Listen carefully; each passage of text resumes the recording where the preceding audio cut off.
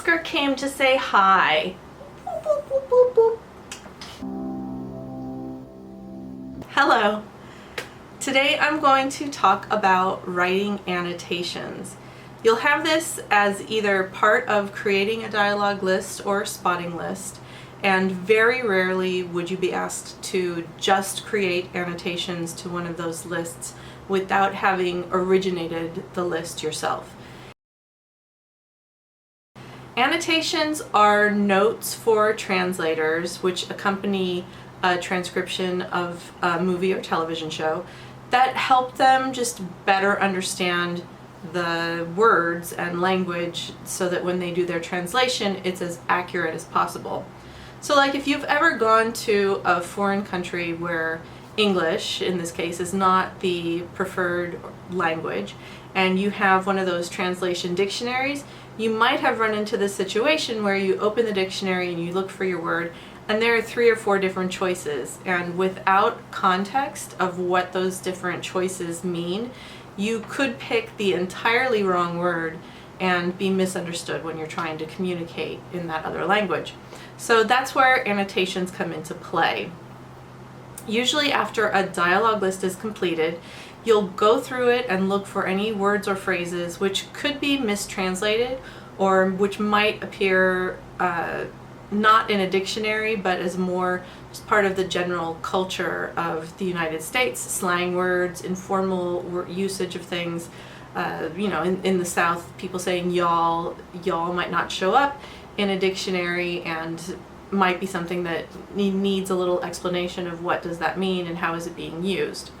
So you'll provide context and suggestions on what different words and phrases mean. You'll explain idioms like it's raining cats and dogs. Other countries might not use that expression, so if they translate it literally, they'll just have a lot of confused viewers. It could seem nonsensical. So an annotation would be added to explain that not only is this an idiom, but what does the idiom mean, which is just that it's raining a lot. So when they're doing their translation, because you've told them it's an idiom, they will try and come up with an idiom in that language that has the same meaning instead of going for a literal translation, or instead of just saying it's raining a lot, so that they can help preserve the character and flavor of the dialogue that's being spoken. Other things like humor and double entendres, words with more than one possible meaning in a dictionary, or even things just said to be silly, should be annotated to help ensure that the correct context remains in the translation. And if there's a foreign language spoken, you'll add an annotation which will be also a translation of that foreign language. We even once had to do an annotation to explain what that, a character said good night as they were leaving work for the day. One of the translators came back and questioned us, the sun is out, how come they're saying good night? Well, because they're leaving work for the day, and because it could be in the summer at 8 o'clock at night, depending on where they are in their time zone. So technically we would consider that night and wouldn't have a problem saying good night even though the sun is still up. But I guess in whatever country this translator was doing their work for, it was uncommon to say good night if it was still sunny outside.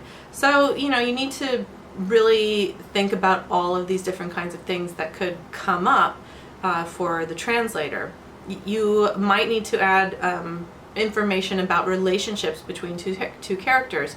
In the same movie, we were asked to not only explain when a new character was introduced that they were a brother to one of the main characters we had already seen, but whether they were an older brother or a younger brother. So you'll need to go into a lot more explanation than you might think with the annotations. And you'll always need to include, if something is said in Fahrenheit, include the annotation to explain what that is in Celsius, and if something is in miles, how long that is in kilometers. Just a lot of these conversions that you get to do once so that 50 translators don't have to do the same work later. Humor is especially important to annotate because that can be so different from country to country. So you'll need to make sure you're explaining why something is funny, which can be challenging sometimes, and it really forces you to think about, why is this funny? Is it funny just because this word has more than one meaning and they're sort of playing on that? Is it funny because they're acting silly while they're saying it? Is it funny because it's pointing out something ironic that's happening? So you can't just say, oh, this is funny. You have to really try and figure out, why is it funny, and can I explain to someone else why this is funny? Some companies increasingly now are also requiring that you include just an internal note that's not going to be included with your finished lists that the translators are getting, that explains where you sourced your information from. So with humor, that's going to just be more you sourced that. But if you're explaining ages of actors or how to correctly spell different names of famous people that might be mentioned, you'll need to include that, oh, I got this from their bio or from something that the client provided, and not just, oh, I just found it on the internet, the first page that I came to, that's how it was spelled, because that might not be accurate. So they just want to know, where did you get this information? Is it someplace reliable? So a lot of companies will have we use the Oxford English Dictionary, so please make sure if you are finding a definition for something that you have found it from the Oxford English Dictionary if possible. If it doesn't exist there, then you can move on to secondary sources. I know something like Urban Dictionary is not a very reliable source, but when you're dealing with something that has a lot of very current modern slang in it, you might have to resort to using Urban Dictionary as the place that you find your definition. So you just include a note, this is from the Urban Dictionary. In context, it does make sense, and I have no reason to believe this isn't what they're meaning, but just so that someone else down the line, in case they know something different or have a different source, can say, oh, you know what, I think I have a better, more reliable source from this than Urban Dictionary. So not every company requires that you include that amount of detail, but some do. So just keep in mind when you're doing annotations to try and use reliable sources as much as possible. Okay, I'll tell you another story. When we were working on Mission Impossible 3, you may recall, for some reason, I don't remember the details of the plot too much now, this many years later, but Ethan Hunt, Tom Cruise's character, is scaling the wall around Vatican City. So one of our clients wrote back after the first version and said, how tall is this wall? And we were like, okay, if you really need to know how tall this wall is, we'll try and find out how tall this wall is. And we could not find on the internet at the time how tall this wall was. So someone in our department actually placed a call to Vatican City. I guess they have some sort of library or research department there, so that we could find out how tall the wall around Vatican City is. So you will be asked to do some surprising things by the client, just in the interest of having the most accurate translations possible. So I guess somewhere someone needed to know how tall the wall was in relation to Tom Cruise climbing it. So sometimes you will also get asked to add annotations that you might not agree with. When we were working on Nanny McPhee, we were specifically asked to include an annotation defining the word stock pot.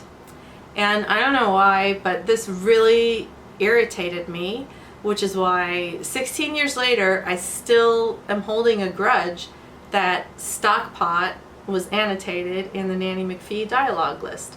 But the client is in charge, so if the client says put in a definition of this word that only has one definition and is very easy to find the meaning of, just because we said so. So then you have to do it, and so we did it. So here's an example of a transcription of part of the video I did on dialogue list creation. I've added some annotations to it, including one where I correct the spelling of the title I put up on screen for Flipper Canorius.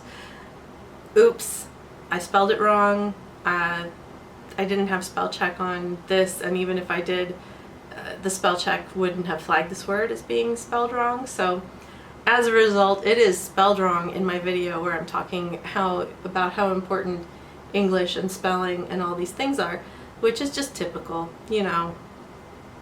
You can see the annotations are included with each entry of transcription or spotting, and this is a good reason to also keep your dialogue entries a little bit short, so that if a lot of annotations are required, the translator doesn't have to search through pages and pages and pages of stuff to find them. So it's pretty much, here's the dialogue, here's the annotations, and they're close together and easy to see. As with the other things in the English department, English proficiency is the main skill that you need. A lot of writers and English majors go into jobs in English departments, although most jobs in the English department can be done by someone without English or writing background, and even without a bachelor's degree. It's just, that's the kind of people who are interested in being so immersed in English and words and what they mean to sustain it for a regular full-time job. There will be a test required to get into the English department, and usually also to freelance doing some of this work. It's not a gotcha kind of test, it's just to make sure that you understand the basics of English, that you know that two, and two can be spelled differently, that you need to be able to pick out the context of which one is being used, that its and its are different words and when they're used correctly. You might also be asked to write an annotation or two if you are specifically going to be asked to write annotations as part of your job, just to prove that you understand what they are. As with most things, you're unlikely to get a lot of training. You'll be given an example document of what their annotation format should be, and you will probably be given a guidelines document on what kinds of things they want annotated. It's usually a pretty involved document that goes through a lot of specific examples of, you know, humor needs to be annotated, misspelled words need to be annotated, you know, if there's a word that has more than one definition in the dictionary that could be confusing, you need to add an annotation. So the guidelines document will go over a lot of that stuff for you. It's also pretty common that you'll have a more senior member of the English team go through and read all your annotations and give you notes. So it's good if you are good at accepting notes, and if you can then incorporate the things that you've been instructed and improve your work going forward. What kind of person is good at writing annotations? Well, I think it really helps if you're someone who has studied a foreign language. So I studied French, and it was my minor in college, and I love French, but I'm not very good at it. But having studied a foreign language, it helps you realize how easy it is to pull the wrong word out of a dictionary. So you get a better understanding going in why an annotation would be helpful to give that context. So when I went to Paris when I was 12 or 13, I think I had 1 year of French in middle school at that point, so I was officially the French translator for my family on this trip. And we were looking for some place to eat dinner that was not going to break the bank. So I went up to a policeman with my little dictionary, and I'm trying to explain, you know, a restaurant, and it said plus couteau, plus couteau. And I just kept saying plus couteau, and I didn't know, am I saying the right thing? So he finally figured out that I was trying to find some place inexpensive, which I think plus couteau is correct for, and he said McDonald's.